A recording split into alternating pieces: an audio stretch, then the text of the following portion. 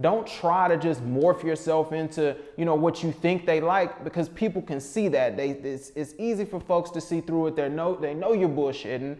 They want to know who you are. They want to connect with you as a person. And if you're not putting on some fake persona, you don't have to memorize who you were the last time you met them. All you got to do is go and be yourself.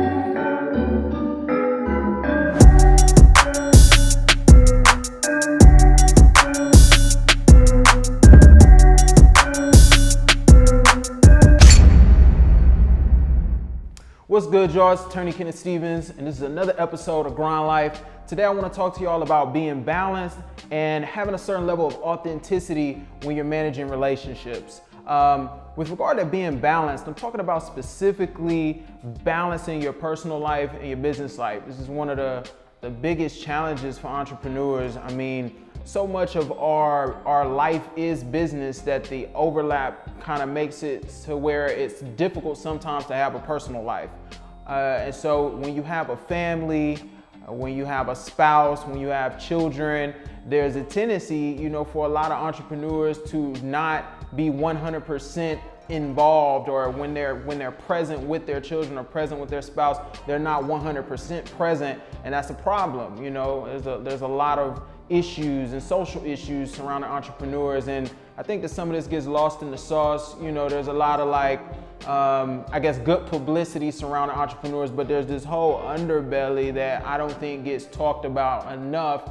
And there's kind of like this dark side of entrepreneurship that doesn't get talked about enough. And so that's why I think it's really, really important that people practice balance. So one thing that I try to do is I look for opportunities to incorporate my family into what I'm doing in my business, because if it's gonna be such a big sacrifice, or if it's gonna be something that takes up so much of your time, I think that you want to look for every opportunity to try to include them so that they feel a part of what you're doing. But not only that, you're able to take that time and kind of separate yourself briefly and spend one-on-one time with your family. So, it's not uncommon for me and my spouse, if I got a conference or if I got some kind of meeting, if it's out of town, I'm gonna bring her with me, or if I have an opportunity during a little break that I can stop by the house, maybe I got a meeting across town, I'll stop by, spend some time with my daughter, just kind of see her, see what's going on, check in, even having little lunch time, with my family. Those are things that I think that everybody can do to try to, take advantage of timing and make sure that you're not so busy that you pretty much lose track of what's really important and why you're doing this thing in the first place. The second thing I want to talk to you all about is the whole authenticity piece, and it's kind of a big deal. I think that, a lot of times due to code switching, which if you don't know, code switching is pretty much what a lot of African Americans do. We go into meetings, we go to different places, and we're never really our 100% authentic self, or not even really our 50% authentic self. We go in a meeting and we're, being something we're not because we think that's what the other person wants, or we think that's what society or the expectation is for us. Because of that, a lot of times we lack authenticity in relationships. And that carries over into, the nature of the business relationship. So specifically, when you're developing a relationship, when you're trying to manage a relationship with a new potential business partner, you want to remain authentic. You want to remain as close to your authentic self as you can without being utterly ridiculous. So what does this mean? This means be you. What are the things about you? What positive attributes do you have that this person can connect with? Don't try to just morph yourself into, what you think they like, because people can see that. It's easy for folks to see through it. They know you're bullshitting. They want to know who you are. They want to connect with you as a person. And if you're not putting on some fake persona, you don't have to memorize who you were the last time you met them.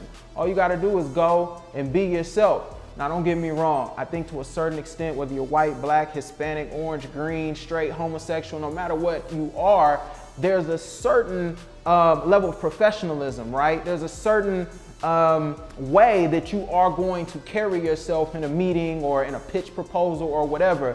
And I think sometimes, especially in the minority community, we confuse that. You know, we think that all white people just can go and do whatever they want, and we, you know, have to limit ourselves so much.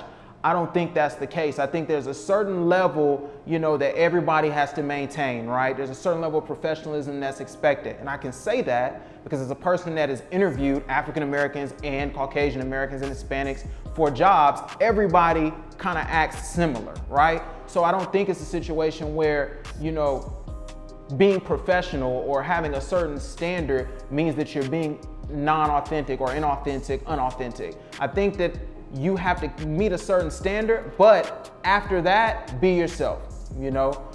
Don't pretend to be something you're not. Don't make yourself more grand. Don't fudge your experience, all that different stuff. Be yourself. That's the best policy. And then you never, ever have to, you know, make something up or I guess remember who you were the last time you met a person.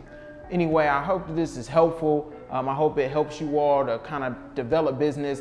It helps you to maintain your relationships, helps you to maintain your personal relationships and balance in those personal relationships. And as always, y'all keep grinding. Make sure you go ahead, subscribe to the channel, check out all the rest of the videos. You know we're dropping them every single week. Share them, let the world know what's going on so that we can make this thing pop.